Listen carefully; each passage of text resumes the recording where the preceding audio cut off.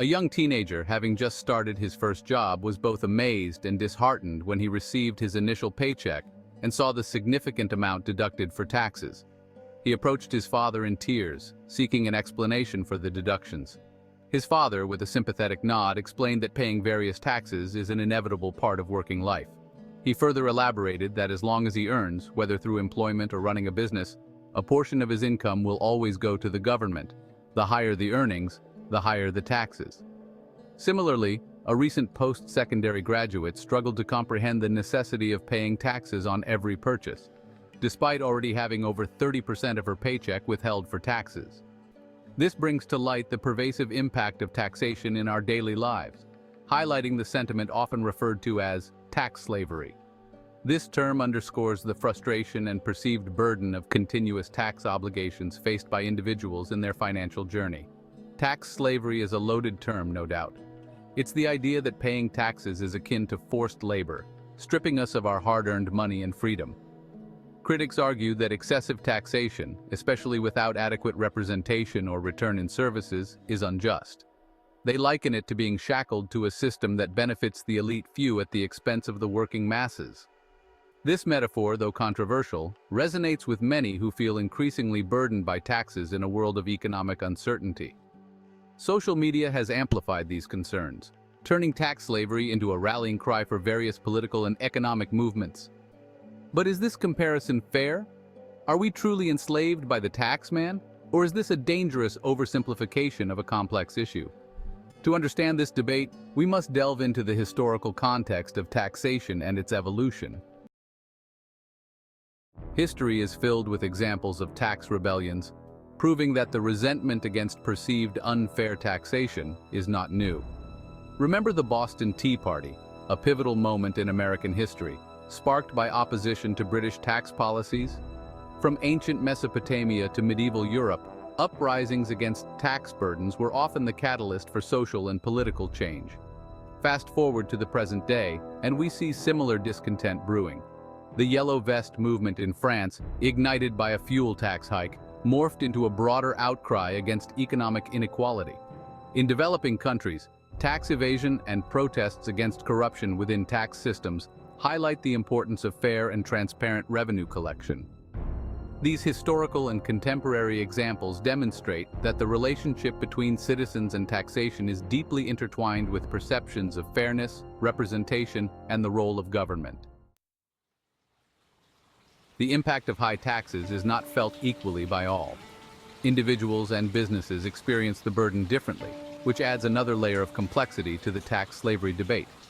For individuals, high income taxes can reduce disposable income, impacting consumer spending and potentially hindering economic growth.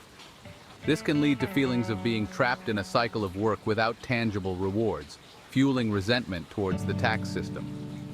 Businesses, especially small and medium-sized enterprises, often argue that high corporate taxes stifle innovation, limit job creation, and hinder their ability to compete globally.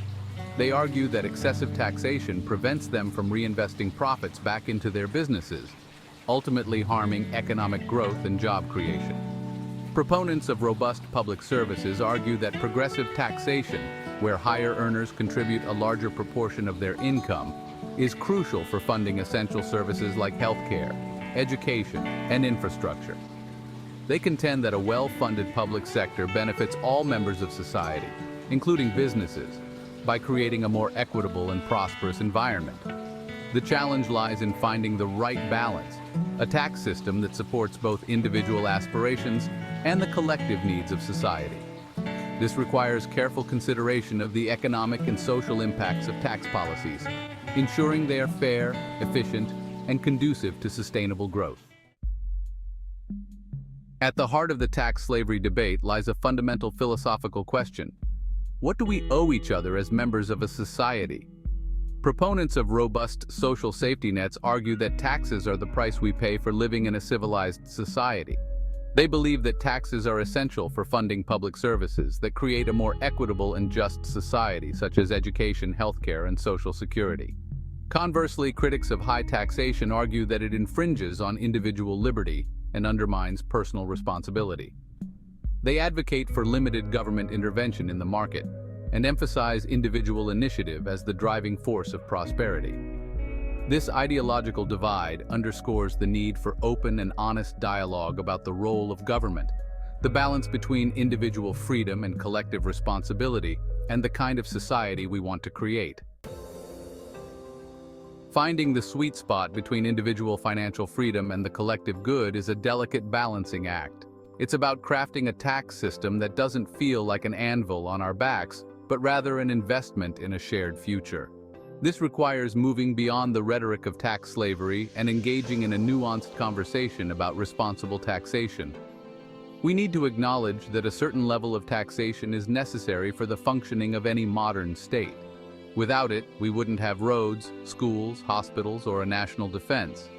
The question is not whether we should have taxes, but rather how much is enough, how they should be collected, and how they should be spent. Building trust in the system is crucial to creating a sense of shared responsibility and reducing the feeling of being unjustly burdened. Ultimately, the goal should be to create a tax system that is fair, efficient, and supports sustainable economic growth while also providing for the needs of all citizens. So, how do we move towards a tax system that feels less like slavery and more like a collective investment? Several reform ideas are being debated globally. One approach is simplifying tax codes, often criticized for being convoluted and riddled with loopholes.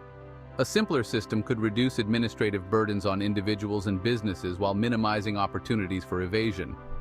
Another area of focus is making taxes fairer. This could involve revisiting the progressivity of the tax system, ensuring that the wealthy contribute their fair share without stifling economic growth. Closing tax loopholes that disproportionately benefit the affluent could also generate revenue for essential services. Furthermore, enhancing transparency and accountability in government spending is paramount. Citizens need to see that their tax dollars are being used wisely and effectively for the common good. While the tax slavery metaphor highlights the genuine concerns of many, it's crucial to recognize its limitations. Equating taxation, even if perceived as unfair, to the horrors of chattel slavery trivializes the suffering of millions throughout history. Instead of resorting to inflammatory rhetoric, we should strive for a more nuanced and respectful dialogue. We need to acknowledge the vital role taxation plays in maintaining a functioning society, while also addressing the legitimate concerns about fairness, transparency, and government accountability. Reframing the conversation around civic duty and the common good can be more constructive. This shift in perspective can pave the way for more productive discussions about tax policy and its impact on society. The tax slavery debate, despite its flaws, shines a light on the crucial conversation about the social contract in the 21st century.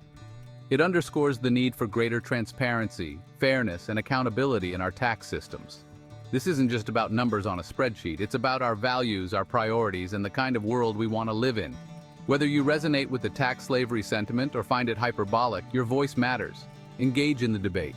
Educate yourself on tax policies and their implications, and most importantly, hold your elected officials accountable for responsible spending and fair taxation. Thank you for listening. Subscribe, like, comment, and share for us to keep sending you more contents about everyday life.